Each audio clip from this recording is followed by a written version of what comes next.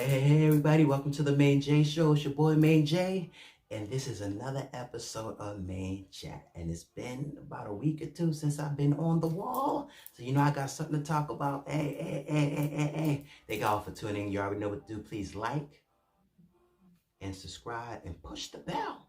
Appreciate it. All right, so let's dig on in. All right, so I just wanted to talk about Coming to America #2.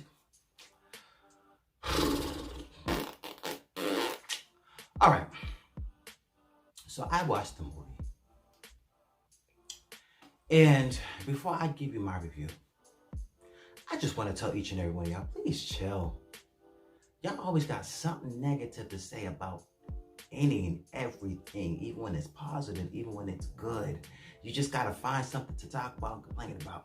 All right, so I watched the movie, and I thoroughly enjoyed it from beginning to end. I laughed, I danced, I sang, I felt, my childhood, the nostalgia of the movie, the cast, some of the formula, different things that they kept to still give us some of that old school feel mixed with the new school feel. I thoroughly enjoyed the movie. It was Black excellence from the costume to the robes, to the way how the characters were portrayed, all those different things. And I give it, like an 8.5 and 9. I don't give it a 10, but I definitely don't give it like what everybody's saying was whack. It was this and that, it was that. And my question for y'all, what made the movie whack? What made it not good, not likable?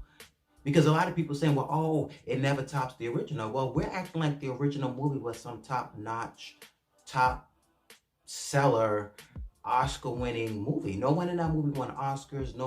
I don't think even no one for that movie won awards. It was corny back then, and they kept the same corniness. So let's not act like it was just this top-notch, over the top of the hill movie where the second one came along and it just totally did it disservice. Now, is the first one a classic? Absolutely. It's classic because we love it. Especially it's in all the people of color, the urban households. Absolutely. Eddie Murphy in the cast, but let's not do that. He kept the whole cast, the original cast. Of course, Samuel L. Jackson wasn't in it, or neither was Cuba Gooding Jr. I think something's going on. I'm still not sure if he got something going on with him still with that case and the white girl and some more stuff. Allegedly, make sure I say that. Of course, the wife, the mom of Prince Akeem, of course, she no longer is with us. She died a few years back. And then, who else was missing? Oh, the sister. How come she always gets the good ones? I was mad she wasn't in there. She could have made a cameo. But overall, it was great, from Gladys Knight to Salt-N-Pepa to Jan Crawley. A lot of the comedians were in there, a lot of great actors. It was good to see a lot of legends like Wesley Snipes in there. Just overall, the cast, Tiana Taylor. It was really good. I from beginning to end. I just think that it spoke to the culture. They used up-to-date terminologies. It showed the father trying to keep up and be cool, and the kids saying, nah, we don't say that word no more, and all those different types of things. And it showed us in the light. It didn't show the baby mama when, it did show them as kind of gold digging a little bit when what's his name dropped the suitcase and all the money came out. But overall, I think that we was expecting, I think there's a lot of people who just thought it was whack because it wasn't giving people of color this bad, the bad rep that we think is so good, the bad that we love. The baby mama didn't go to the house, trying to be all cool and crazy, and she wasn't, and the wife wasn't trying to do all this other stuff. It wasn't none of that type of drama.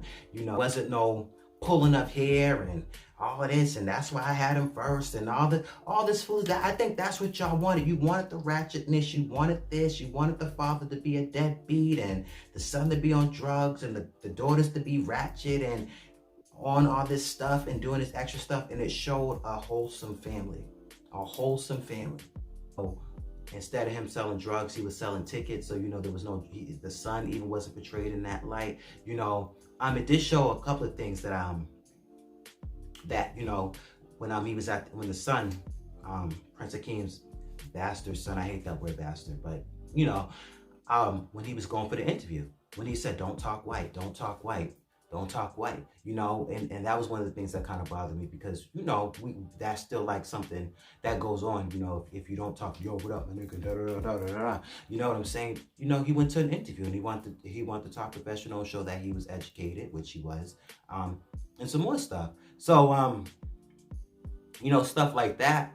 But it showed the political side of things, where certain things there still are arranged marriages I guess, for some countries, or the woman not really being able to be in power, even though they worked hard, they served, they know what to do, and just certain things like that. Gender roles was in there a little bit. But overall, it was good. There was no violence. There was nobody selling and popping off. No one got shot. No one was murdered. And, no one was being disrespected and called out their name. And, all this other stuff that's why a lot of people younger than me was like, it was whack, because it's probably none of that. But when you deep downplay all of that and take that out, the writing was great. The acting was great. What more did y'all want? The singing was great. Kept all the cast. Even found what's the name? The twins, the rapping twins. You know what I'm saying? All of that. The original band. Sexual Chocolate. I thoroughly enjoyed it. And they used Tyler Perry Studios. Come on, y'all. Rick Ross's house. Black excellence all across the board. Thank you, Eddie Murphy. This was like the Black Panther, Black excellence once again, and just the nostalgia, and for giving us some up-to-date content with, the part 2, and still keeping some of the same formula. The son went after what he loved, even in the first one, Lisa, she was like, I don't want a man for this. I don't want this, and I don't want, and I'm a woman, and I believe in this, and da da da. And the daughter was like that. And then remember when Lisa and Prince Hakeem was on the swings in the first one, and they were just talking. It was kind of similar to when the son and the girl who was doing her hair, his hair rather, how they was on the chair talking about their dreams and telling him to go for it, and how Eddie Murphy and his character was telling Lisa to go. So there was a lot of the formula that they kept, if y'all really looked at it.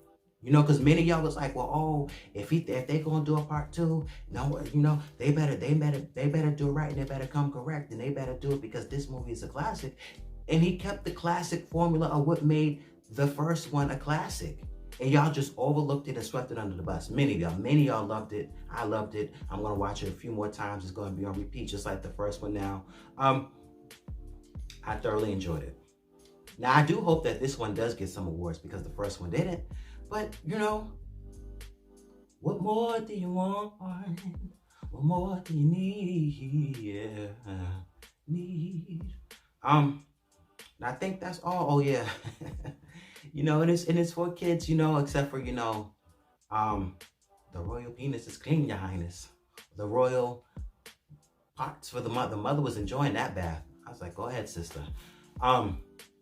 But overall, it was even they kept that part, and the smile, and then, the beard in the back of his head and some more stuff. The barbershop scene is still the same. It was just really, really, really, really good. I enjoyed it. I have nothing bad to say about it.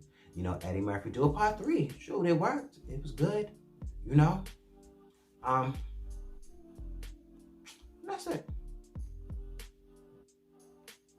And I one last point I think I got to make. I'm grateful that that there was some forgiveness overall with the father and the son. Like, he was upset. Like, I didn't know I had a son. Like, why? I would have took care of my child. You know what I'm saying? So grateful to see that aspect of it, and grateful to see the son. Like, you know what? Where have you been all my life? Da, da, da, da, da, da. And that first year it was because of the money, but then after all, just doing it his own way and fitting in and wanting to please his father, which a lot of men be trying to do even when they finally get a chance, even in their adult lives, to want to please their fathers and be approved by them, even when they weren't there and they don't even deserve the approval. us to be approved by them. If anything, the Father should be approved by us. But I like that dynamic of the forgiveness and of the bonding and of the um, coming together in spite of the 30 years of them being apart. And just different, and like she wasn't like a bitter baby mom or nothing like that. And you owe me money and this and this and that, and I want that and this and this. It was just, it showed how a blended family can work. And how everyone can get along for the sake of the kids. So I just feel like in that aspect, there's so many different things. The prodigal son coming home, the father going to the son, and just to the rescue, and there's a whole bunch of biblical messages in that sucker too, and just life messages. So for all of those who complain and have something negative to say, rewatch the movie from a different lens, from a different eye, and see the messages. Enjoy it. For the corniness. That's what the first one was. So that's just my spill for real.